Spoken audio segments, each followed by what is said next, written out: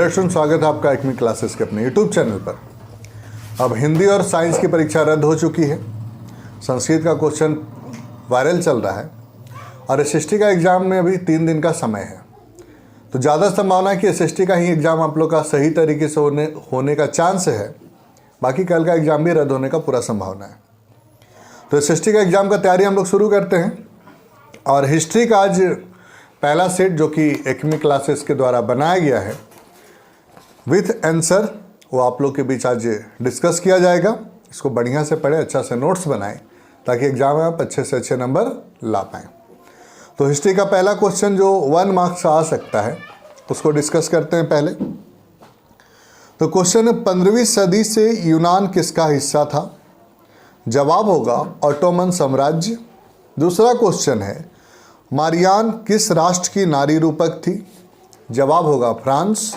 तीसरा क्वेश्चन है फ्रैंकफर्ट संसद में कितने निर्वाचित सदस्य थे? जवाब होगा 831।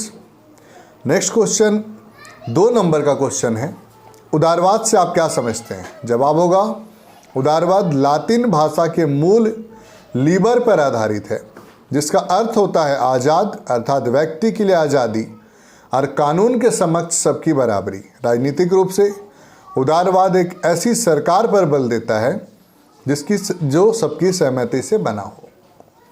2 नंबर का दूसरा क्वेश्चन है रॉलेट एक्ट क्या है? जवाब है रॉलेट एक्ट अंग्रेजों द्वारा लाया गया एक दमनकारी काला कानून था, जिसे भारतीय सदस्यों के भारी विरोध के बाद भी लेजिस्लेटिव काउंसिल ने 1919 में पारित किया। इसका उद्देश्य राजनीतिक गतिविधियों को कुचलना था। इसके अंतर्गत किसी भी राजनीतिक कैदी को 2 साल तक बिना मुकदमा चलाए कैद रखा जा सकता था। ये 2 नंबर का 2 क्वेश्चन हो गया। हम 3 नंबर के क्वेश्चन की ओर आगे बढ़ते हैं। 3 नंबर का पहला क्वेश्चन है नेपोलियन ने अपने शासन वाले क्षेत्र में शासन व्यवस्था को अधिक कुशल बनाने के लिए कौन कौन से बदलाव किए? जवाब होगा पॉइंट वाइज आंसर लिखेंगे। जवाब होगा पहला, नेपोलियन ने जन्म पर आधारित विशेषाधिकार को समाप्त कर दिया। दूसरा, नेपोलियन ने कानून के समक्ष संपत्ति और बराबरी के अधिकार को सुरक्षित बनाया।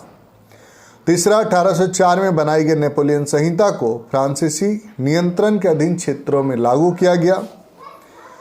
5वां, डच गणतंत्र स्विट्जरलैंड, इटली और जर्मनी में नेपोलियन ने प्रशासनिक विभाजन को सरल बनाया।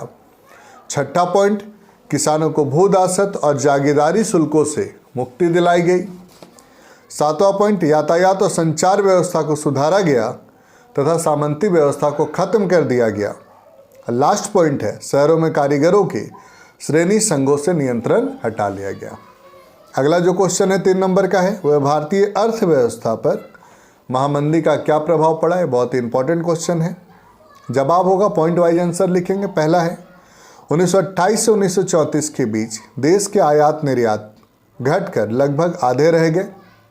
अंतर्राष्ट्रीय बाजार में कीमतें गिरी, भारत में भी कीमतें नीचे आ गई। 1928 से 1934 के बीच गेहूं की कीमत 50% तक गिर गई।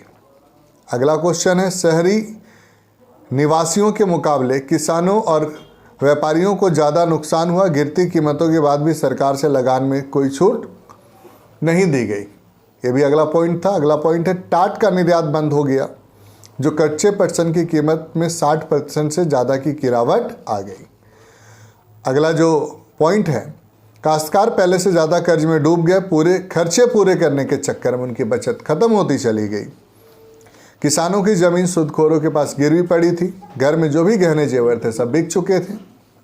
और अंतिम पॉइंट है इस क्वेश्चन का जो जवाब है उसका, मंदी के सालों में भारत की कीमती धातु विशेषकर सोने का निर्यात होने लगा, जिससे विश्व अर्थव्यवस्था को सहारा मिला। नेक्स्ट क्वेश्चन बहुत इंपॉर्टेंट है पहले विश्व युद्ध के समय भारत का औद्योगिक उत्पादन क्यों बढ़ा? जवाब इसका ही पॉइंट वाइज होगा। पहला पॉइंट है पहले विश्व युद्ध के पहले भारत का औद्योगिक विकास बहुत धीमा था, परंतु युद्ध ने एक नई स्थिति उत्पन्न कर दी। दूसरा पॉइंट होगा ब्रिटिश कारखानों में सेना की ज़रूरतों के लिए आवश्यक सामानों का उत्पादन हो रहा था, जिसके कारण भारत में मैनचेस्टर में बने माल का आयात बंद हो गया।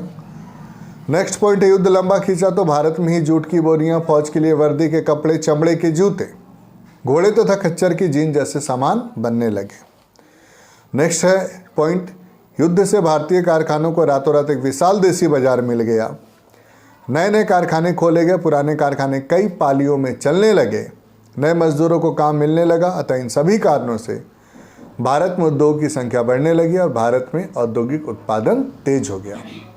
अगला जो क्वेश्चन है, फ्रांसीसी लोगों के बीच सामूहिक पहचान का भाव पैदा करने के लिए फ्रांसीसी क्रांतिकारियों ने क्या कदम उठाए? जवाब होगा पॉइंट वाइज इसका भी आंसर लिखेंगे। फ्रांसीसी लोगों के बीच सामूहिक पहचान का भाव उत्पन्न करने के लिए क्रांतिकारियों ने निम्नलिखित कदम उठाए। पहला पॉइंट है, पितृभूमि और नागरिक जैसे विचारों ने एक संयुक्त समुदाय के विचार पर बल दिया, जिसे संविधान के अंतर्गत समान अधिकार प्राप्त था। दूसरा पॉइंट होगा, स्टेट जनरल का चुनाव सक्रिय नागरिकों के समूह के द्वारा किया जाने लगा और उसका नाम बदलकर नेशनल असेंबली कर दिया गया। तीसरा पॉइंट होगा, एक केंद्रीय प्रशासनिक व्यवस्था लागू की गई, जिसने अपने भूभाग में रहने वाले सभी नागरिकों के लिए समान कानून बनाए। नेक्स्ट क्वेश्चन है, आंतरिक आयात निर्यात शुल्क समाप्त कर दिया गया और भार और नाप तौल की एक समान व्यवस्था लागू की गई। नई स्तुतियाँ रची गई, शपथें ली गई, शहीदों का गुणगान हुआ और यह सब राष्ट्र के नाम पर हुआ। अगला पॉइंट है, एक नया फ्रांसीसी झंडा तिरंगा चुना गया, जिसने पहले के राष्ट्रध्वज की जगह ले ली। नेक्स्ट जो पॉइंट है वो है, क्षेत्रीय बोलियों को हतोत्साहित किया गया और पेरिस में फ्रेंच जैसी बोली पढ़ी और लिखी जाने लगी। तो आज का जो इम्पोर्टेंट क्वेश्चन था उसमें 10वां क्वेश्चन लास्ट क्वेश्चन है आज के वीडियो के लिए, मतलब इस वीडियो के लिए। इसके बाद हम लोग हिस्ट्री का एक और सेट आप लोगों को उपलब्ध कराएंगे, जिसमें 5 नंबर के सारे इंपॉर्टेंट क्वेश्चन होंगे। अगला जो क्वेश्चन है वो बताए कि पूर्व आधुनिक विश्व में बीमारियों के वैश्विक प्रसार ने अमेरिकी भूभागों के उपनिवेशीकरण में किस प्रकार मदद की? जवाब होगा पॉइंट में आंसर लिखेंगे। लाखों वर्षों से दुनिया से अलग थलग रहने के कारण अमेरिकी लोगों के शरीर में यूरोप से आने वाली बीमारियों से बचने के लिए रोग प्रतिरोधी क्षमता नहीं थी। दूसरा पॉइंट होगा, 16वीं सदी के मध्य तक आते आते पुर्तगाली और स्पेनिश सेनाओं के विजय का सिलसिला शुरू हो चुका था। उन्होंने अमेरिका को उपनिवेश बनाना शुरू कर दिया था। तीसरा है, यूरोपीय सेनाएं केवल अपने सैनिक ताकत के बल पर नहीं जीतती थी, स्पेनिश सेनाओं का सबसे बड़ा हथियार था चेचक के कीटाणु। नेक्स्ट जो पॉइंट है वह अमेरिका में फैला चेचक बहुत मारक साबित हुई। एक बार संक्रमण होने के बाद यह बीमारी पूरे महाद्वीप में फैल गई। नेक्स्ट पॉइंट है, अमेरिका में जहां यूरोपीय लोग नहीं पहुंचे थे वहां के लोग भी चेचक की चपेट में आने लगे। इसने पूरे समुदाय को ख़त्म कर डाला। इस तरह स्पेनिश सेनाओं की विजय का रास्ता आसान हो गया। नेक्स्ट जो पॉइंट है वो है, अमेरिकी लोग बंदूक को तो खरीद या छीन कर हमलावरों के खिलाफ इस्तेमाल कर सकते थे, पर चेचक जैसी बीमारी के मामले में ऐसा नहीं किया जा सकता था। अंतिम पॉइंट है, स्पेनिश सेनाओं के पास चेचक से बचने के तरीके भी थे और उनके शरीर में इसके लिए रोग प्रतिरोधी क्षमता भी विकसित हो चुकी थी। अतः इन सभी कारणों से अमेरिका में यूरोपीय शासन कायम हुआ। तो ये हमारा हिस्ट्री का पहला सेट था। इसमें सारे इंपॉर्टेंट क्वेश्चन थे जो आपके बोर्ड के एग्जाम में आने की पूरी संभावना है। तो इसी तरह हमारे चैनल से जुड़े रहिए, चैनल को सब्सक्राइब कीजिए, अधिक से अधिक वीडियो को शेयर करें और आने वाले वीडियो पर पूरा ध्यान दें, नोट्स बनाएं, अच्छे से तैयारी करें और अच्छे अंक प्राप्त करें। धन्यवाद। जय हिंद, जय भारत।